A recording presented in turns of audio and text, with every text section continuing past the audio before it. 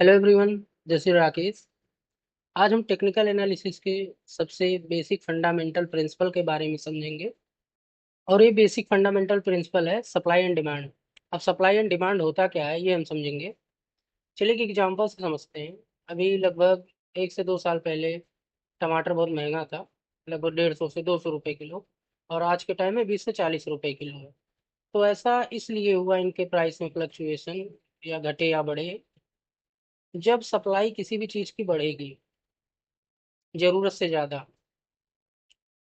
और डिमांड लगभग सेम रहे या थोड़ा बहुत बढ़ भी सकता है। डिमांड सेम रहना चाहिए और सप्लाई बढ़नी चाहिए, तो उस चीज़ की प्राइस घटेगी। और अगर डिमांड जो है बढ़ गई है और सप्लाई कम है, यानी प्रोडक्शन कम है किसी भी चीज़ का, तो उसका प्राइस जो है बढ़ेगा। यही हाल हुआ टमाटर के साथ। टमाटर की जो सप्लाई थी 2 साल पहले घट गई, गिर गई यानी। ऐसा इसलिए हुआ होगा, कोई नेचुरल डिजास्टर आ गया होगा, फसलें खराब हो गई होंगी, तो सप्लाई जो है कम हो गई।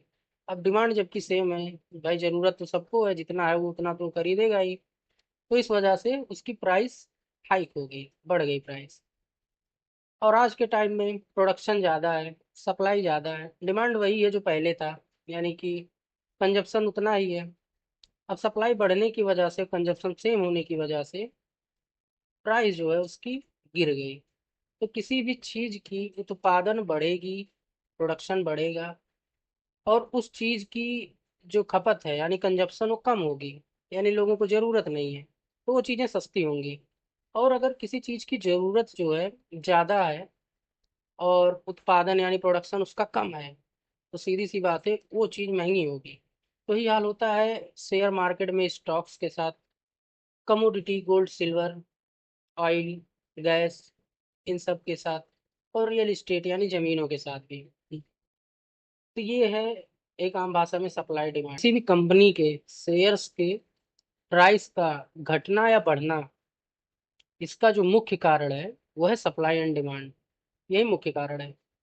सप्लाई डिमांड की वजह से किसी भी शेयर के प्राइस घटते और बढ़ते रहते हैं। अब सप्लाई डिमांड अगर हमें पता चल जाए किसी भी स्टॉक्स का, तो हम उसमें अपना पोजीशन बना सकते हैं। अब सप्लाई डिमांड कैसे पता करेंगे, मैं आने वाले सेशन में जानेंगे। अब वो कौन से मेन फैक्टर हैं जो अफेक्ट करते हैं सप्लाई और डिमांड को। क्योंकि सप्लाई डिमांड अफेक्ट होगा तो किसी भी एसेट की डायरेक्ट वैल्यू पे इफेक्ट पड़ेगा। तो कुछ मेन फैक्टर हैं तो बहुत, लेकिन हम मेन जानेंगे कि मेन रीजन क्या है। उसमें से पहला है फंडामेंटल्स।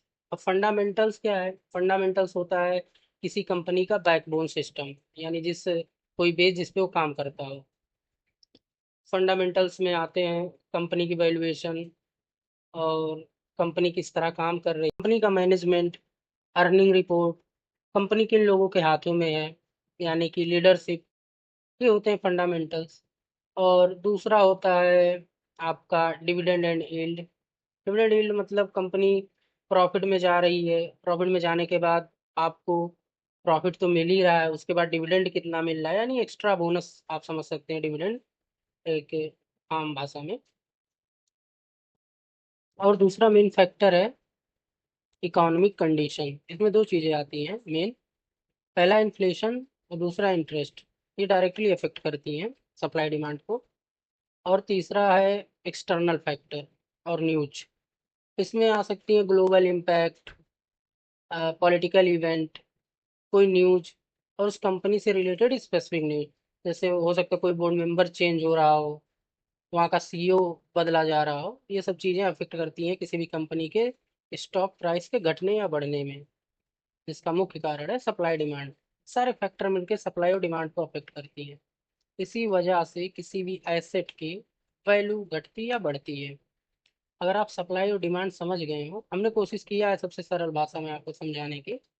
उम्मीद है कि आप समझ गए होंगे। और आगे आने वाले सेशन में हम एडवांस की तरफ बढ़ेंगे। अभी तो हम समझ रहे हैं कि बेसिक जितनी आसान भाषा में समझा दिया जाए उतना सही है। और मेरा यही प्रयास है कि जितना आसान शब्दों में मैं लोगों को स्टॉक मार्केट के बारे में समझा सकूं, समझाऊं। उन लोगों को जो सीखना चाहते हैं, समझना चाहते हैं, सीखते रहिए, आगे बढ़ते रहिए। धन्यवाद।